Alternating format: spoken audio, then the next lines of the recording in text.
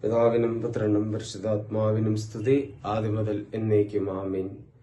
കർത്താവിൽ ഏറ്റവും അനുഗ്രഹിക്കപ്പെട്ടവരെ, ഒരു കുടുംബത്തിൽ അപ്പനും അമ്മയുടെയും അല്ലെ മാതാപിതാക്കന്മാരുടെ ഏറ്റവും വലിയ സങ്കടം എന്ന് പറഞ്ഞാൽ അവരുടെ മക്കളെ ഓർക്കുമ്പോഴാണ്.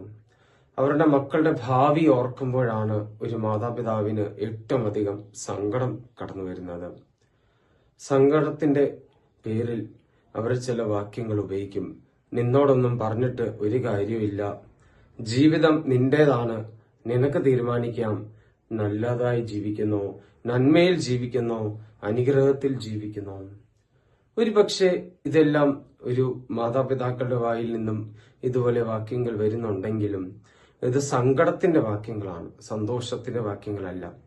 ഒരു അപ്പനും അമ്മയും ഈ ലോകത്തിൽ ആഗ്രഹിക്കാത്തൊരു കാര്യമാണ് അവരുടെ മക്കളുടെ ഭാവി തകർന്നു പോകണം. പക്ഷേ സങ്കടത്തിൽ ഓരോ അപ്പനും അമ്മയും ഒരുപക്ഷെ അവരുടെ മക്കളോട് ചില വാക്യങ്ങൾ നിന്നോടൊന്നും പറഞ്ഞിട്ട് കാര്യമില്ല എന്നൊക്കെ പറയും. പ്രിയമുള്ളവരെ, ഇന്നത്തെ ഒരു വചനം നമ്മൾ പ്രത്യേകിച്ച് ധ്യാനിക്കാൻ ഇത് തന്നെയാണ്. മാതാപിതാക്കളുടെ സങ്കടത്തെയാണ് നമ്മൾ ഇന്ന് കർത്താവിന്റെ സന്നിധിയിലേക്ക് നമ്മൾ ചേർത്ത് വെക്കാൻ പോകുന്നത്. നമ്മുടെ ജീവിതത്തിൽ നമ്മൾ മനസ്സിലാക്കണം, മാതാപിതാക്കൾ ഏറ്റവും അധികം കഷ്ടപ്പെടുന്നത് മക്കൾക്ക് വേണ്ടിയാണ്.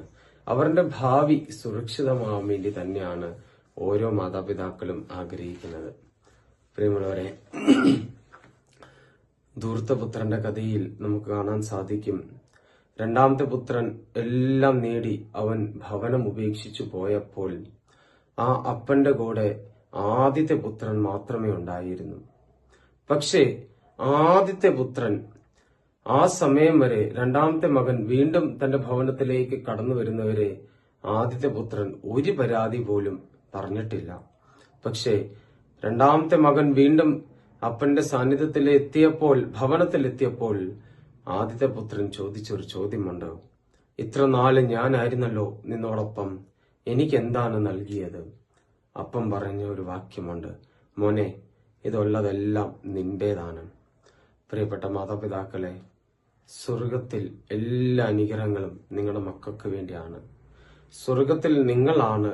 ഈ മക്കളെ നിങ്ങൾ സമർപ്പിച്ച് പ്രാർത്ഥിച്ചിട്ടുണ്ടെങ്കിൽ, ഈ മക്കൾക്ക് വേണ്ടി നിങ്ങൾ വിശുദ്ധ ബലി അർപ്പിച്ചിട്ടുണ്ടെങ്കിൽ ഈ മക്കൾ അനുഗ്രഹം പ്രാപിച്ചിരിക്കും. നമ്മൾ മനസ്സിലാക്കാം, ഓരോ സങ്കടത്തിലായിരിക്കുന്ന മാതാപിതാക്കൾക്ക് വേണ്ടി ഒരു വചനം നമുക്ക് നോക്കാം.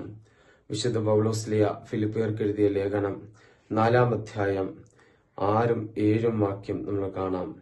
ഒന്നിനെക്കുറിച്ചും നിങ്ങൾ ആകുലരാകണ്ട, പ്രാർത്ഥനയിലൂടെയും അപേക്ഷകളുടെയും കൃതജ്ഞതാ സ്തോത്രങ്ങളോടും നിങ്ങളുടെ യാചനകൾ ദൈവസന്നിധിയിൽ അർപ്പിക്കുവിൻ.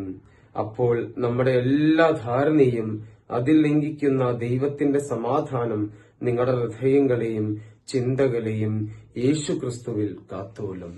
നിങ്ങളുടെ ഹൃദയത്തെയും ചിന്തയും യേശുക്രിസ്തുവിൽ കാത്തുകൊള്ളും. വിശുദ്ധ ലൂക്കോസിന്റെ സുവിശേഷം 2-ാം അധ്യായം 45-ാം വാക്യത്തിൽ നമ്മൾ കാണുന്നുണ്ടല്ലോ, മാതാവും യോസേപ്പ് പിതാവും യേശുക്രിസ്തുവെ കാണാതായപ്പോൾ അവനെ അന്വേഷിച്ച് വീണ്ടും അവർ ഒരു യാത്ര നടത്തി. നമ്മുടെ മക്കളെ സമർപ്പിച്ച് പ്രാർത്ഥിച്ചാൽ മതി, അവർ വീണ്ടും യേശുവിലേക്ക് തന്നെ ഒരു യാത്ര നടത്തും. ദൈവം നമ്മളെ ധാരാളമായി അനുഗ്രഹിക്കട്ടെ. ആമേൻ.